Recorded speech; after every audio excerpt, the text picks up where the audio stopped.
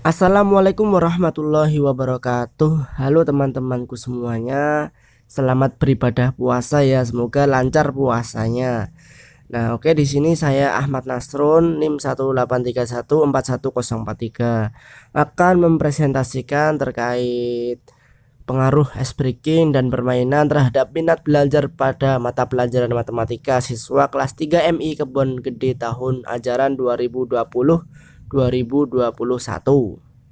Kita masuk ke bab 1 pendahuluan. Penelitian ini dilatar belakangi oleh pembelajaran yang konvensional seperti diskusi, ceramah, kemudian tanya jawab. Nah, itu konvensional sekali. Nah, itu berada di dalam kelas sehingga mempengaruhi hasil belajar siswa. Dan biasanya hasil belajar siswa itu kurang memuaskan. Nah, maka dari itu dalam penelitian ini kita memakai strategi pembelajaran ice breaking dan permainan untuk mengajarkan matematika dengan lebih menarik agar siswa di MI Kebon Gede itu bisa lebih paham lagi. Kemudian rumusan masalahnya adalah bagaimana pengaruh pembelajaran matematika menggunakan strategi ice breaking dan permainan kepada siswa kelas 3 tentunya di MI Kebon Gede ya. Kemudian untuk tujuan penelitian ya untuk mengetahui apakah ada pengaruh tersebut. Kemudian untuk pembatasan masalahnya ini adalah pengaruh pembelajaran matematika menggunakan teknik strategi ice breaking dan permainan pada siswa kelas 3 MI Kebon Gede tahun ajaran 2020-2021. Kemudian untuk manfaat penelitian ini adalah dapat menjadikan referensi baik untuk itu guru, untuk mahasiswa lain, untuk umum, dan untuk siswa yang mau membaca-baca. Nah, seperti itu. Jadinya bisa dibuat menjadi referensi. Masuk ke bab 3 kajian teori. Nah, di sini ada beberapa teori, beberapa landasan ya.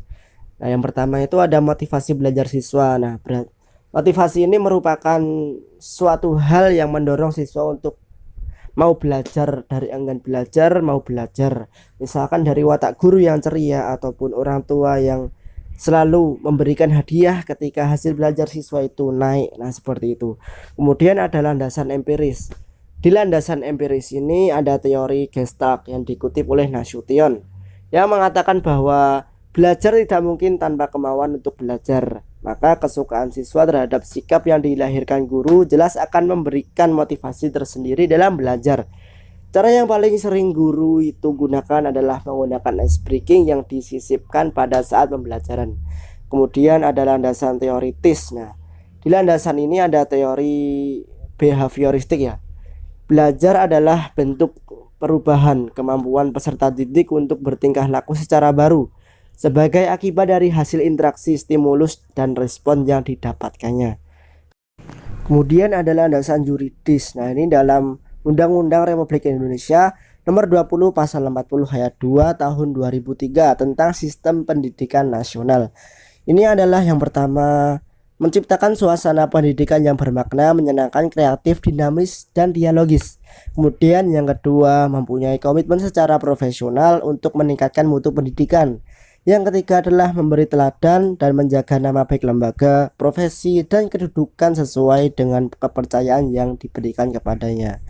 Nah, di sini dengan menciptakan suasana pendidikan yang bermakna, menyenangkan, guru dapat meningkatkan mutu pendidikan, memberikan teladan kepada siswa.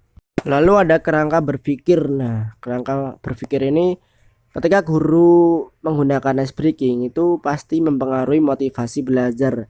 Nah, di sini sebagai stimulus.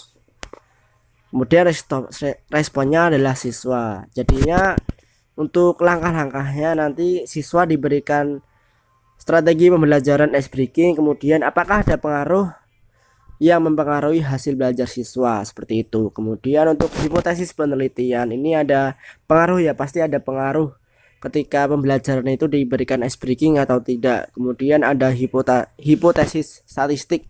Nah, di sini ada HA dan HO. Nah, HA ini ada pengaruh ice breaking terhadap motivasi belajar. Kemudian untuk HO tidak ada pengaruh antara ice breaking dan motivasi belajar siswa. Masuk ke bab 3 adalah metodologi penelitian. Nah, Di sini jenis penelitiannya adalah penelitian kuantitatif ya. Kemudian setting penelitian ini ada di MI Kebon Gede, itu di daerah tempat saya, di daerah Juiring sana, Juiring Klaten. Kemudian waktunya itu bulan Februari sampai bulan Juni. Untuk subjek dan informan ini sampelnya ada siswa kelas 3B, ada 20 siswa, kemudian ada kelas 3A, ada 15 siswa. Kemudian informannya itu adalah guru di sana. Terus ada teknik pengumpulan data. Ini merupakan teknik sampling ya. Ini berisi angket untuk siswa diisi dan ada dokumentasi. Kemudian nantinya juga kita mengamati apakah pada saat proses pembelajaran menggunakan ice breaking ataukah tidak, itu siswanya apakah senyang atau apakah cemberut ataukah bosen. Nah, di situ. Kemudian ada teknik analisis data. Nah, ini menggunakan rumus ya. Rumusnya ini adalah T sama dengan X1 dikurangi X dibagi S, akar dari 1/N1 plus 1/N2. Nah, ini keterangannya apa saja. Untuk X1 itu rata-rata kelompok eksperimen, kemudian dikurangi X ya tadi, itu rata-rata kelompok kontrol. Kemudian S itu adalah varian gabungan. Kemudian N1 jumlah subjek kelompok eksperimen. Kemudian N2 jumlah subjek kelompok kontrol. Masuk ke bab 4 adalah hasil dan pembahasan. Nah, dalam penelitian ini menggunakan dua variabel, yaitu kelas 3A sebagai kelas eksperimen menggunakan metode ice breaking yang berjumlah 15 siswa. Kemudian kelas 3B sebagai kelas kontrol menggunakan metode ceramah dan hafalan yang berjumlah 20 siswa. Tentunya siswa MI Kebon Gede Juiring Klaten. Kemudian kedua kelas tersebut diberikan post test dengan membagikan ke seluruh siswa untuk mengukur motivasi belajar. Setelah dinilai ternyata ada 35 siswa yang valid, kemudian ada 20 siswa yang tidak valid. Nah, ini ada dua pembelajarannya. Yang pertama adalah pembelajaran menggunakan ice breaking, yang kedua adalah menggunakan konvensional seperti ceramah. Untuk pembelajaran yang menggunakan teknik ice breaking diawali dengan mengatur tempat duduk dan diminta menghitung angka 1 sampai 10. Apabila terdapat kelipatan 2, 4, 6, 8, dan 10, itu harus mengganti dengan kata jos jos jos. Dan yang salah harus menjawab pertanyaan dari guru, tentunya pertanyaan matematika ya.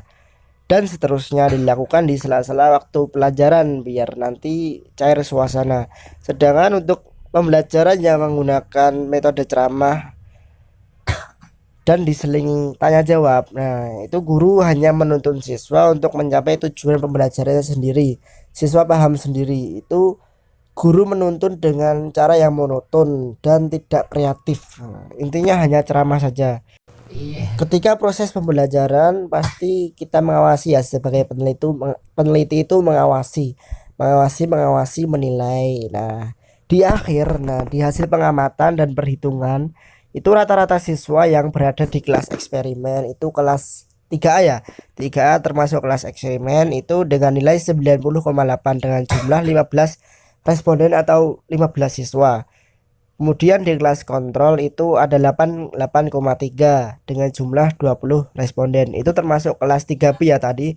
Nah, hal ini menunjukkan bahwa pembelajaran matematika dengan teknik pembelajaran ice breaking lebih tinggi daripada menggunakan metode ceramah atau tanya jawab atau metode konvensional yang lainnya. Nah, di sini kita bisa lihat HA itu ada pengaruh antara ice breaking dengan motivasi belajar. Kemudian HO tidak ada pengaruh antara ice breaking dengan motivasi belajar. Masuk ke bab 5 yaitu penutup. Dari hasil pengamatan dan perhitungan rata-rata siswa kelas eksperimen yaitu 90,8 dengan jumlah 15 responden, dan siswa kelas kontrol 88,3 dengan jumlah 20 responden. Nah, hal ini menunjukkan bahwa pembelajaran matematika dengan teknik pembelajaran ice breaking lebih tinggi daripada menggunakan metode ceramah atau tanya jawab. Nah, seperti itu. Jadi metode ice breaking ini merupakan metode yang menarik ya. Menarik siswa untuk tambah termotivasi dalam belajar. meningkatkan hasil belajar dan siswa pun nyaman dengan pembelajarannya.